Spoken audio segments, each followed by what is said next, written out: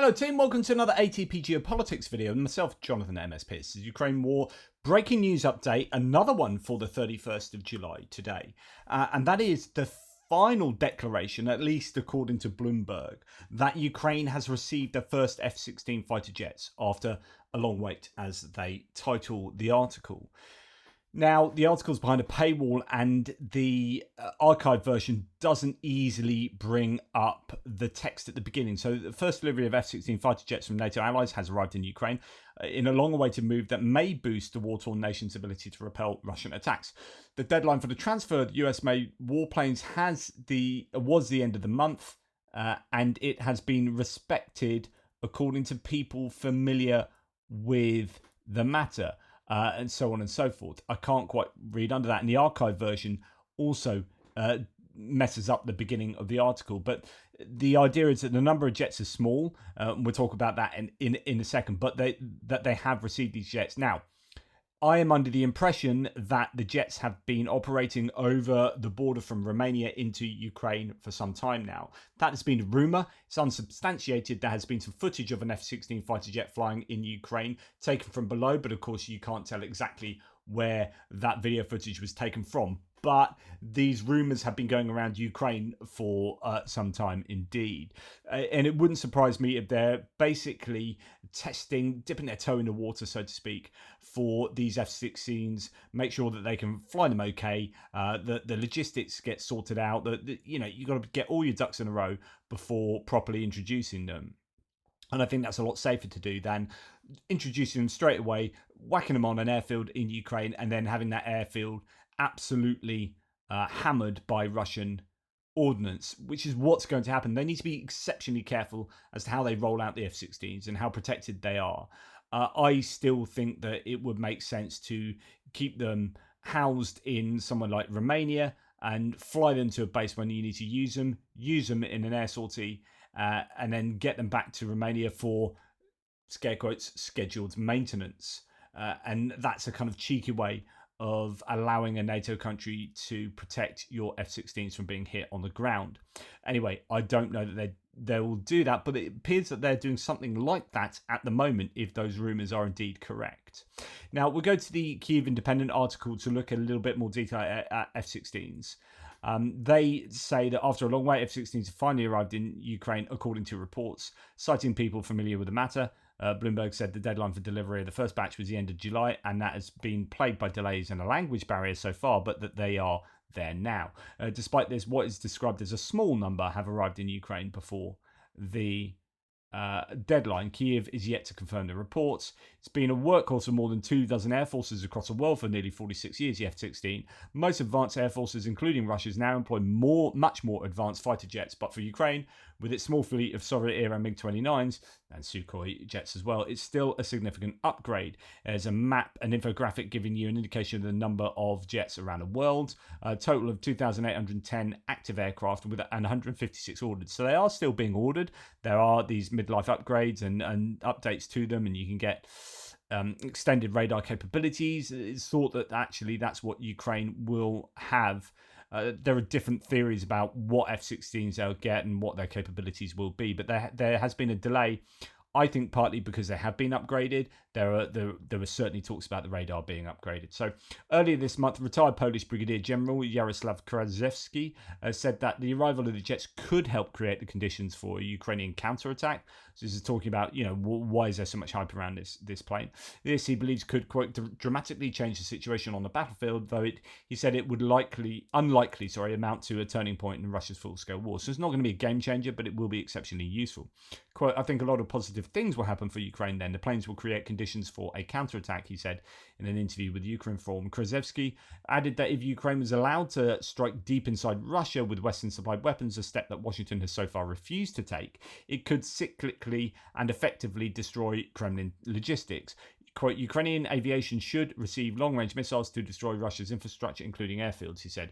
When this happens, the logistics of the Russian army will be cut off from the main forces, and if this is done, Ukraine's army command could form a strike group and strike back. Okay, The problem is that it seems that they are, and this has been, I think, explicitly stated, seems that the F-16s will be unable to strike inside Russia, or at least deep inside Russia. So if you're going to use them to strike at those airfields a couple of hundred kilometers back from Russian border, then the F-16 is not going to be what you're going to use. And indeed, there are still discussions over exactly what weapons will be supplied for the F-16. We'll come on to that in a wee while. So I don't think you'll see these used near the border. I think these will be used not even as close air support and taking out Russian air defences. I think they'll initially be used to take out cruise missiles in the sky. So a quote here from Matthew Saville, Director of Military Sciences at the Royal and United Services Institute, said, "First, they won't be the latest and most modern variants, and they are going to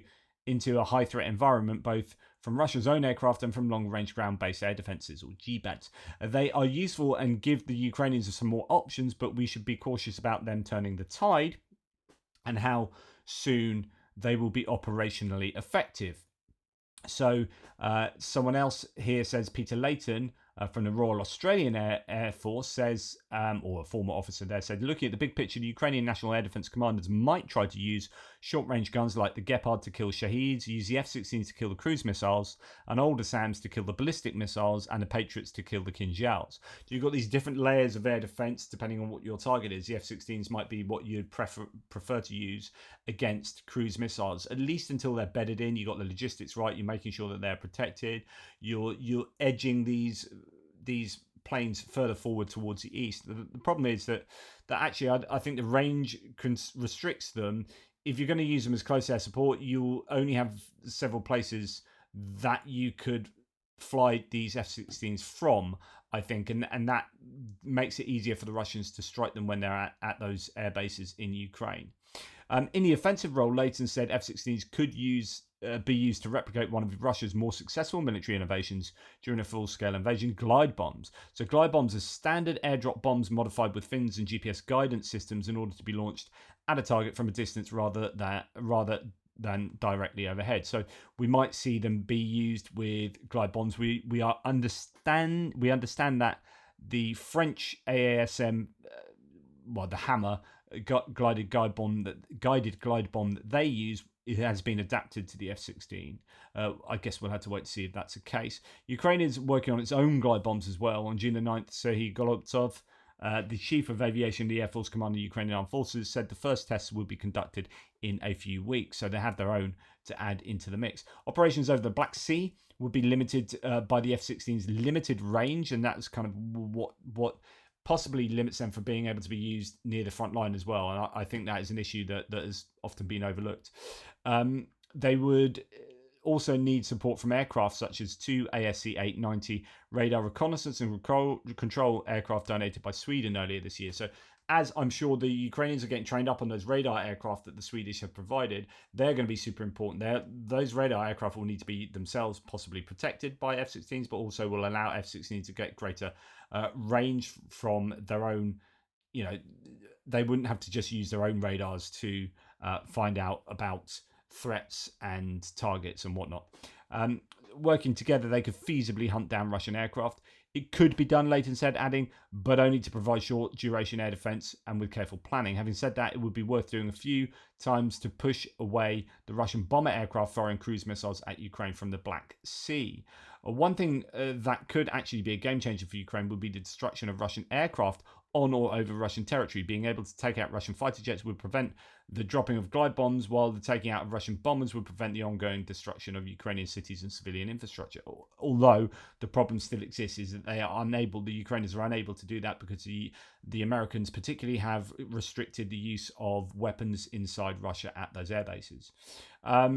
Unfortunately, it's likely a non-starter. Using them in going to air-to-air is a non-starter. Using them in a straight air-to-air fight or flying against air defences that haven't been suppressed would lead them to taking a lot of risks with scarce resources and pilots, Saville said. And as their air training has been accelerated, it probably hasn't been as extensive as they would like. The Ukrainians will obviously factor that in, but don't expect them to be blasé about losses. Saville said there is still a possibility that Ukraine could come up with novel ways to ambush Russian aircraft by combining them with ground-launched missiles, but this would still only have a limited effect.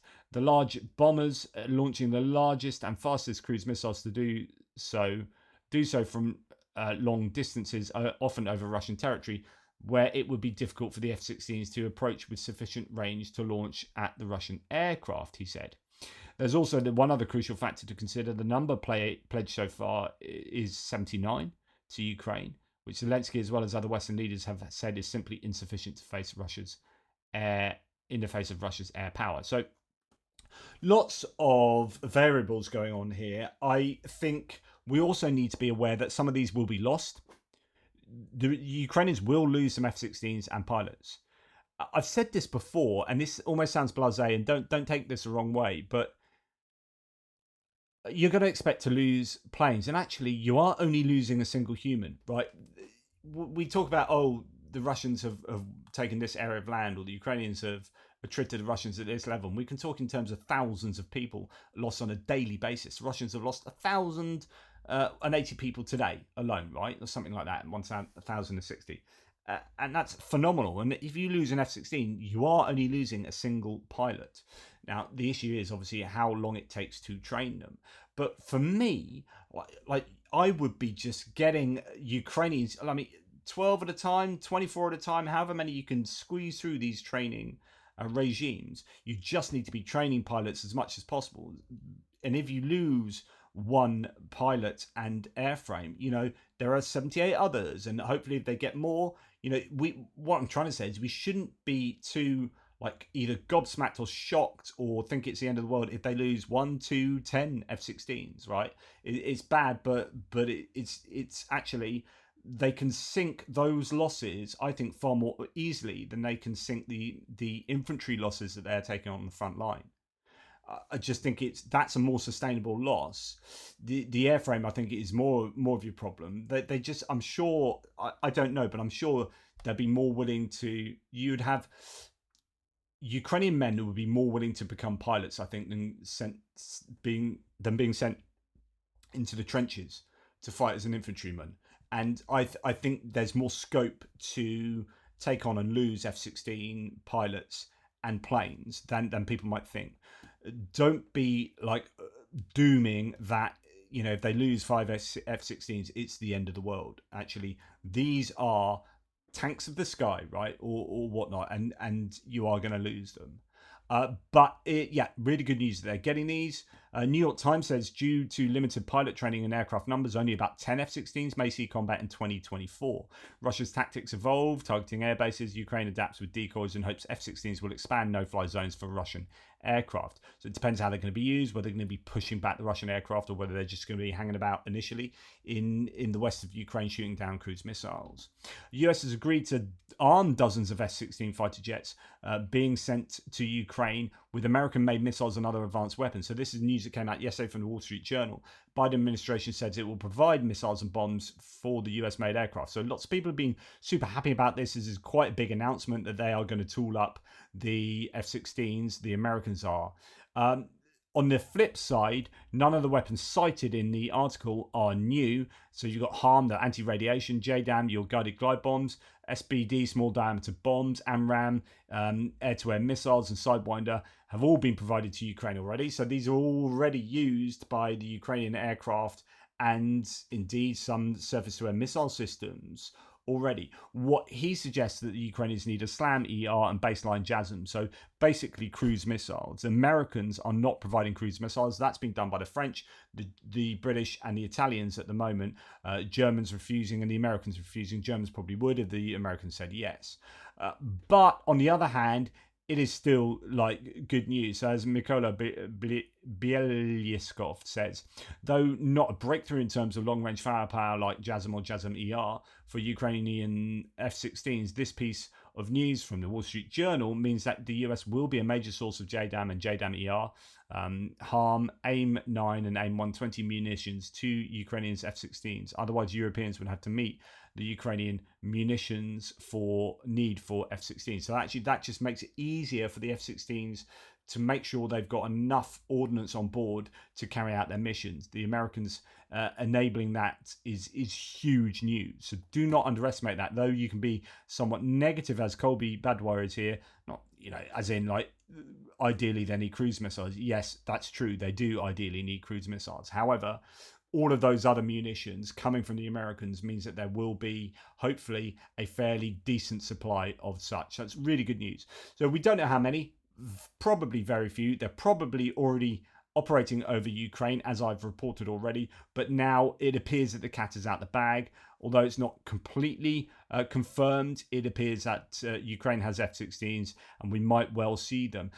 Ahead of what I have been saying is a likely massive missile attack. We've got 3 subs out. It might even happen tonight. 3 subs out in the Black Sea that are cruise missile carriers. That's the first time that all 3 subs have been released. Released to Kraken. They've all been released at the same time. And I think Russia has been stockpiling missiles for some time. And we are due a massive missile attack. Last night, there was a huge Shahed drone attack. And I wonder whether that was trying to overwhelm the Ukrainian air defenses and use up those interceptor missiles. Depends how many of those were taken out by your low-tech Gepard and autocannons and Skynets and mobile defense teams, and how many used up much more expensive interceptors, because it could be that that Shahed attack was a precursor to a missile attack tonight or soon, and it would be interesting if F-16s are going to be scrambled in light of a big missile attack. Anyway, I just thought I'd share that with you because it was a significant sort of breaking news piece.